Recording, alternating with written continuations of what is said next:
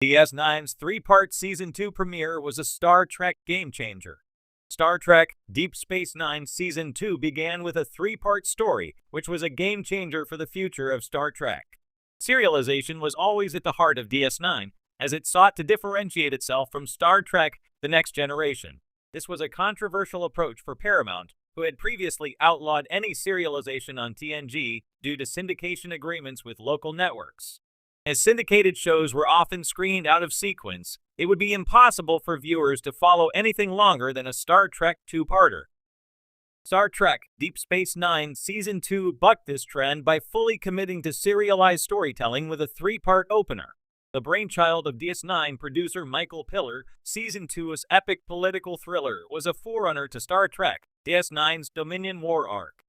Having successfully proved that DS9 was capable of telling long-form stories with its three-part opener, Season 2 began seeding the existence of the Dominion, building toward the big reveal in Season 2's finale, the Gemeter. DS9's new approach to storytelling in Star Trek completely changed the game for future franchise entries. DS9 Season 2 opened with Star Trek's first-ever three-parter.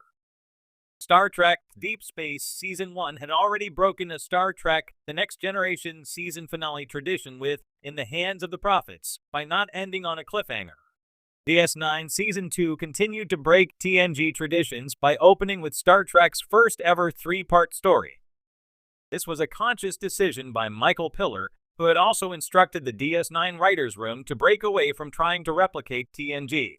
The so-called Circle Trilogy that tackled themes like religious fundamentalism and people's need for heroes was reflective of the types of character-led stories that DS9 would excel at.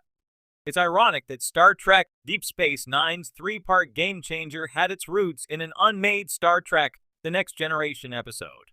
Jerry Taylor had previously pitched the story of a Bajoran freedom fighter being rescued by Ensign Ro Laren, Michelle Forbes, for TNG Season 6. Instead, the core idea was developed into what would become the first chapter of DS9's political thriller about the future of Bajor. It's a perfect example of how Star Trek Deep Space Nine serialization was better equipped to tell stories that the episodic TNG could only scratch the surface of.